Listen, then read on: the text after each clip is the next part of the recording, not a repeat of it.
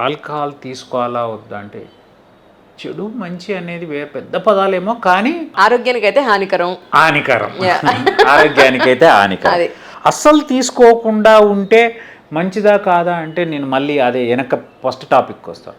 ఎంతో కొంత చిన్న చిన్న తప్పులు చేయకపోతే జీవితం బోర్ కొడుతుంది. ఇది ట్రూ అండి. దాన్ని తప్పు అనుకుంటే, ఒకవేళ ఆల్కహాల్ తీసుకోవడం తప్పు అనుకుంటే once in a while definitely తీసుకుంటే పెద్ద తప్పు అయితే కాదని నేను నమ్ముతా. జనాలకి నాకు తెలియదు.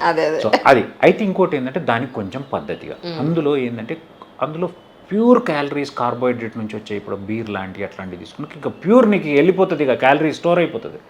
అదే కొంచెము సింగిల్ మాల్ట్ విస్కీ లాంటివి 1 or 2 పెగ్స్ తీసుకుని అప్పుడు తినే దాంట్లో ఏం తింటే బాగుంటుంది అంటే కీరా, క్యారెట్, కొంతవరకు నాన్ స్వీట్ ఫ్రూట్ తినడం అలవాటు చేసుకోవాలి. సో బియర్ అబ్సల్యూట్లీ అంత బ్యాడా సార్? అస్సలు it is not considered in even keto diet. Keto డైట్లో మీరు విస్కీ తీసుకునే కాదు. అంటే ఇందులో మనకి బీట్ నుంచి వచ్చిన లిక్విడ్ ఉంటుంది. Beer is from wheat, barley, wheat అంతా. సో అవంతా ప్యూర్. ఇప్పుడు మనం చపాతి తినద్దని ఎందుకు చెప్తున్నాం? అది వీట్ కాబట్టి.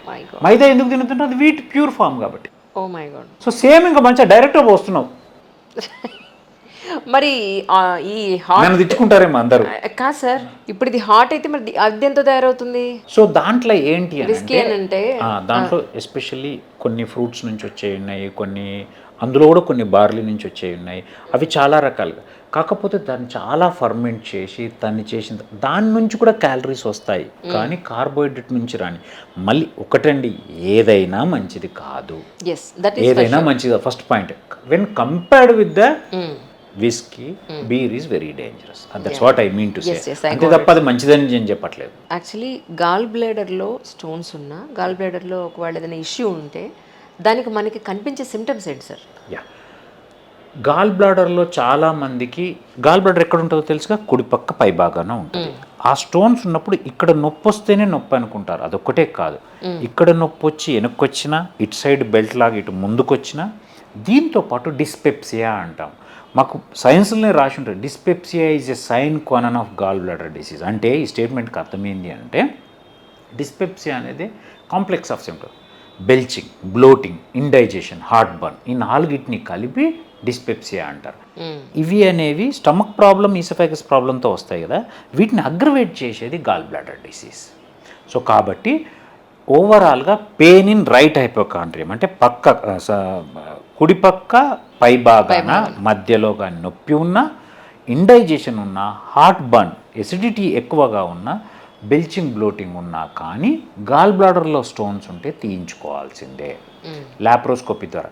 ఇవి లేకుండా వదిలేయచ్చు. ఏసిమ్టమాటిక్ గాల్ స్టోన్స్కి మేమైతే సర్జరీ చేయము యాజ్ పర్ సైన్స్. కొంతమంది వాళ్ళు భయపడి, సార్ నేను చేయించుకుంటాను సార్ మళ్ళీ ఎప్పుడన్నా రావచ్చు అంటే ఓకే, మేము యూజువల్గా యంగ్స్టర్స్ అయితే డినై చేస్తాను. ఎవరైనా కార్డియాక్ డిసీజులు ఉండి, డయాబెటీస్ ఉండి, ఎల్డర్లీ ఉంటే సరే, if they ask will do, but very rarely. But most of the times only symptomatic గాల్ స్టోన్స్కి. ఎందుకు సిమ్టమాటిక్ గాల్ స్టోన్స్ చేయాలి అని అంటే, అది ఒక్కసారి వచ్చిన వాళ్ళకి మళ్ళీ మళ్ళీ వచ్చే అవకాశాలు చాలా టెండెన్సీ ఉంటుంది. ఆ టెండెన్సీలో ఏం చేస్తుంది అంటే గాల్ బ్లాడర్ మొత్తం వాచిపోయి పగిలిపోయే అవకాశం ఉంటుంది. ఆ గాల్ బ్లాడర్లో రాళ్ళు ఏవైతే ఉంటాయో మీకు చూపిస్తాను. ఇది కిందికి జారిందనుకో, ఇక్కడ పైత్యపు గొట్టం ఉంటుంది, దీంట్లో అడ్డుపడ్డదనుకో జాండిస్ వస్తుంది. ఇంకా కిందికి వస్తుంది అనుకో, అది ప్యాంక్రటైటిస్ వచ్చే అవకాశం ఉంటుంది. సో ఈ టెండెన్సీ ఎంత అనేది మనకు తెలియదు. కాబట్టి ఒక్కసారి ఇది వచ్చిన వాళ్ళు జస్ట్ ఈ స్టేజ్లకు పోయి వాపొచ్చి పగిలిపోవచ్చా లేకపోతే ఇట్లొచ్చని ఎవరు ఊహించలేరు. సో గోటితో పోయేదాన్ని గొడ్డల దాకా తెచ్చుకోవడం ఎందుకు అని చెప్పి ఒకసారి వచ్చినా కానీ గాల్ బ్లాడర్ను లాప్రోస్కోపీ ద్వారా తీసేస్తాం. ప్యాంక్రియాసిస్ పాయింట్ ఆఫ్ వ్యూలో ఆ ప్రాబ్లమ్ ఎందుకు సార్ అంత క్రిటికల్గా చూస్తారు? అసలు మేమైతే centre of excellence for pancreatitis, కానీ నేను ట్రీట్ చేయని ప్యాంక్రియాస్ ప్రాబ్లం లేదండి. ఎన్ని రకాల క్యాన్సర్లు, ఎన్ని రకాల pancreatitis. Pancreatitis is a very dangerous disease అండి. దాని గురించి ఒక్కటి జనాలు తెలుసుకోవాల్సింది ఏంటి అని అంటే, ప్యాంక్రటైటిస్ రావడానికి గాల్ బ్లాడర్ స్టోన్స్ కారణము, అంటే అది కూడా కారణం. అండ్ ఇది రెండో మెయిన్ కారణం ఏంటి అంటే alcohol. The difference between alcohol and pancreatitis, alcohol and liver disease, ఇది అందరికి అర్థం కావాలి. లివర్ డిసీజ్ ఎప్పుడు వస్తుంది ఆల్కహాలిజంలో అంటే, ఒక టైం పీరియడ్, ఒక అమౌంట్ అంటే ఇంత క్వాంటిటీ తీసుకున్నారు అంటే మినిమం ఇంతకంటే ఎక్కువ ఇంతకాలం కంటిన్యూస్గా తీసుకుంటే లివర్ పాడవుతుందని ప్రిడిక్ట్ చేయొచ్చు. 4 ఏళ్ళు 5 ఏళ్ళు 8 ఏళ్ళు based on his power. But pancreatitis అలా కాదు, ఒక్క మూత తాగినా కానీ నీకు పడకపోతే రావచ్చు. రైట్, ఆ విషయం చాలా మందికి తెలియదు. మా దోస్తు గారు సార్ పీపాల్ తాగుతాడు, అడిగి రాదని నేను సార్ ఒక్కటే బీర్ తాగినా, ఒరే నీ దురదృష్టం రా బాబు కదా, అది నీ దురదృష్టం. So you should not touch. Correct. ఆ విషయం చాలా మందికి డిఫరెన్స్ తెలియదు. సో మీరు తీసుకునే క్వాంటిటీకి కావచ్చు, టైప్ ఆఫ్ ఆల్కహాల్ కావచ్చు, సంబంధం లేదు. మీకు పడదు. ప్యాంక్రటైటిస్ వస్తే 100 మందిలో 80% మందికి ఎడిమాటస్ ప్యాంక్రటైటిస్ అంటాం, అంటే వాపు వచ్చి వెళ్ళిపోతుంది. కానీ 20% ఇప్పుడు అట్లీస్ట్ బెడ్లో 3-4 రాత్రి ఒక పేషెంట్ అడ్మిట్ అయ్యాడు, రాజు అని, నెక్రటైజింగ్, ఇంకో పైన ఒక అభిషేక్ అని ఎంత దారుణం అంటే పేషెంట్ ప్యాంక్రస్ ఏదైతే ఉందో ఆ ప్యాంక్రస్ మొత్తం చెడిపోతుందండి. దాన్ని నెక్రటైజింగ్ ప్యాంక్రస్, ఇంకా వాళ్ళకి లేని ప్రాబ్లం వస్తుందండి. అది చీమ్ పట్టిపోతుంది, మొత్తం అది పేగుల్ని కొరికేస్తుంటుంది, రక్తనాళాలను కొరికేస్తుంటుంది. అసలు ఎన్ని ప్రాబ్లమ్స్ చెప్పలేము. అది ఎవరికి వస్తుందని చెప్పలేము. ఆ 20% వచ్చిన వల్ల 5% లైఫ్ రిస్క్, డెత్తే ఉంటుంది. సో ప్యాంక్రటైటిస్ దాన్ని తీసేసి మళ్ళీ లివర్ లాగా అది వస్తుందండి, రాదు. బాడీలో ఒకే ఒక ఆర్గాను మళ్ళీ పెరిగేది లివర్. అవును, ఇప్పుడు దీన్ని తీసేయగలుగుతామా? తీసేస్తాం. మేము మొన్న ఒక పేషెంట్ టోటల్ ప్యాంక్రటెక్టమీ చేయాల్సి వచ్చింది, క్యాన్సర్. మరి అది చేసే పని మనం ఆర్టిఫిషియల్గా 2 రకాల పనులు చేస్తుంది. ఏం చేస్తుంది? మనకు డైజెషన్కి ప్రోటీన్లని, కొవ్వుల్ని కరిగించడము, దాంతోపాటు మనకి ఇన్సులిన్, గ్లూకగాన్ని, మన షుగర్ లెవెల్ని కంట్రోల్ చేసి హార్మోన్స్ ఇస్తుంది, ఎంజైమ్స్ ఇస్తుంది. ఎంజైమ్స్కి సప్లిమెంట్స్ ఇస్తాము, హార్మోన్స్కి ఇన్సులిన్ వాడతాం. అది చేసే పని ఆర్టిఫిషియల్గా మనం బయట నుంచి చేయాల్సిందే, వేరే మార్గం లేదు. ఇప్పుడు most of the pancreatitis patients, I'm telling 80% of the patients they will go in to the chronic stage, మొత్తం పనిచేయని స్టేజ్కి వెళ్ళిపోయి డయాబెటీస్ వస్తుంది. వాళ్ళు కొవ్వులు జీర్ణం కాదు, కొవ్వులు జీర్ణం కాకపోవడం వల్ల మోషన్ నూనె వస్తుంటుంది, ఫౌల్ స్మెల్లింగ్ ఉంటుంది, లార్జ్ క్వాంటిటీ వస్తుంది, దాన్ని స్టియటోరియా అంటాం. సో బక్కగా అయిపోతారు. సో వాళ్ళకు మేము సప్లిమెంట్స్ ఇస్తాం, మాకు కొంచెం ఎంజైమ్ సప్లిమెంట్స్ దొరుకుతాయి ఆర్టిఫిషియల్. బొజ్జలో ఏ ప్రాబ్లం ఉన్నా మనం ఒక అల్ట్రాసౌండ్తో మనకి బయటపడే అవకాశం ఉందా సార్? ఒకటి గుర్తుపెట్టుకోండి, ultrasound is operator dependent. Vimalakar Reddy వేరు, అంజలి గారు వేరు, ఇంకొకళ్ళు వేరు. కరెక్ట్. మీ నాలెడ్జ్కి నేను మ్యాచ్ కాకపోవచ్చు, ఇంకొకళ్ళకు నేను మ్యాచ్, అంటే ఏదైనా అంతే. సో మనిషి చేసేది ఎప్పుడైనా ఆపరేటర్ డిపెండెంట్. సో కాబట్టి అండ్ ఇంకోటి దాని స్కోప్ ఆఫ్ ఐడెంటిఫికేషన్ కూడా చాలా తక్కువ. ఓకే. కొన్ని డిసీజులు ఉంటాయి. ఇప్పుడు గాల్ బ్లాడర్కి the best test is only ultrasound. Right. అలా గాల్ బ్లాడర్ సిటీలో కూడా తెలియని గాల్ బ్లాడర్లో తెలుస్తాయి. బట్ కొన్నిటికి 80% వాటికి CT or MRI is best. కొంతవరకు అవసరమైతే పెట్ స్కాన్కి వెళ్తాం. అట్లా వేరియస్ టైప్స్ ఉంటాయి. బట్ అల్ట్రాసౌండ్ అనేది ప్రిలిమినరీ ఇన్వెస్టిగేటింగ్ టూల్. అంటే we consider it as just extension of a clinical examination. ఒక పేషెంట్ నాకు లోపలికి వస్తున్నప్పుడు నేను తన ఆహార్యం నుంచి స్టార్ట్ చేస్తాను. ఆయన ఫేస్లో ఆ గ్రీఫ్, ఆ బాధ ఎంత ఉంది, నొప్పి ఎంత ఉంది, ఎట్లా నడుస్తున్నాడు, నడుస్తున్నప్పుడు ఉంగి నడుస్తున్నాడా, కాలు ఎట్లా వేస్తున్నాడు, ఎవ్రీథింగ్ వి సీ. చేతులు ఏమన్నా పట్టుకున్నాడా, ముక్కులో ఏమన్నా పైప్ ఉందా, యూరిన్ పైప్ ఉందా, చేతులు ఇంకేమన్నా ఉందా, చేతిలో సిటీ స్కాన్ ఫిల్మ్ కనపడుతుందా, మాకు తెలిసిపోతుంటుంది కదా. సో మేము 50% అసెస్మెంట్ నా రూమ్లోకి వచ్చేటప్పుడు అయిపోతుంది.